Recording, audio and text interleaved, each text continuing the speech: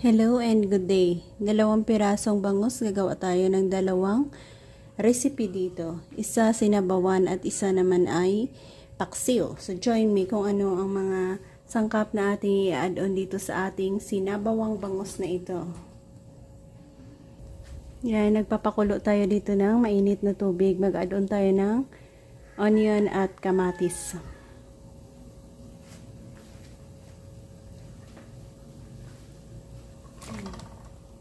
So, pakuluan natin yan hanggang sa mag-okay. So, pwede na natin ilagay ang ating 3 pirasong slice or 3 slice ng bangus natin. At sa natira na ito, gagawin natin itong paksiw na bangus. So, gagawa tayo dyan ng masarap na paksiw. Ayan. Ulo. 2 pirasong ulo na nahati natin. Yung buntot. At ang kanyang mga slices. Ayan. Ito ay magiging paksiw natin. So, focus tayo doon sa ating sinabawang bangus dahil gagawa tayo ng another video kung paano natin niluto ang paksiw na ito. So, please do stay tuned sa next upload natin.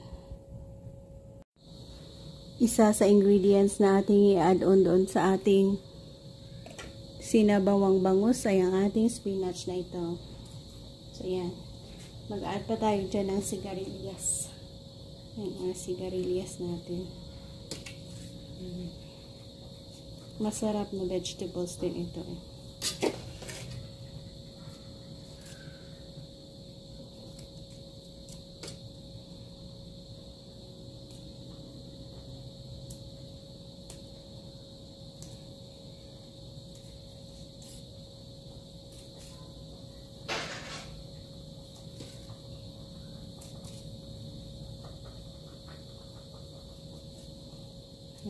Sigarilyas at spinach plus ang ating siling pansigang. Balikan natin doon ang ating pinapakuluan.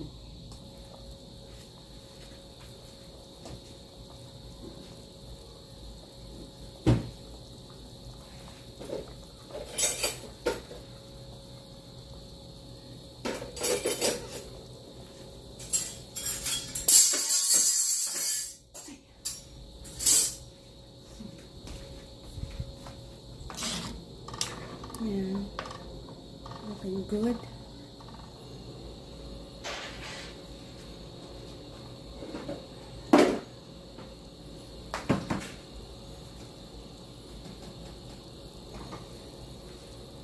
Asin. At i-add na natin yung spinach natin at sigarilyas.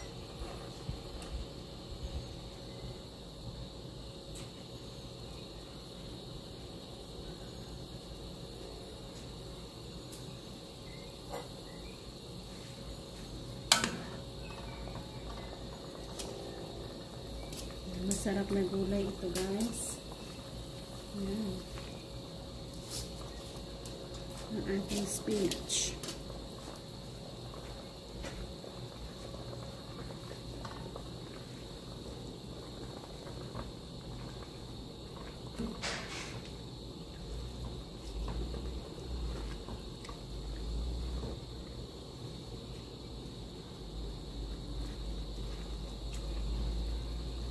Simple lang na. Naroon na naman tayong masustansyang sabaw na hihigupin dito.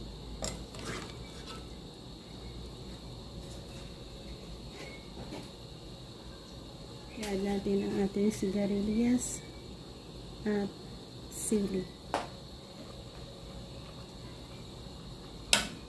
Cover, hayaan natin mag-slow cook, steam cook dyan.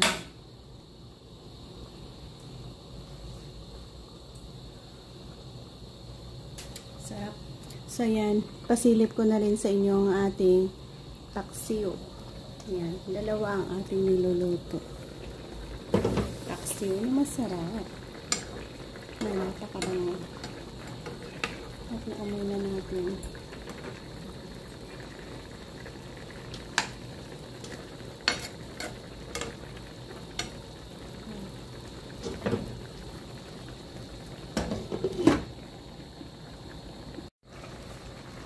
Nakuha na natin ang softness ng ating sigarilyas at natikman na rin natin ang ating sabaw. Dito na tayo mag-end, guys. Thank you again for joining me. Hopefully nagustuhan nyo ang ating pamamaraan ng pagluluto dito ng sinabawang bangus with spinach and sigarilyas. Bye-bye, God bless and happy eating. Maraming salamat ulit sa inyong lahat.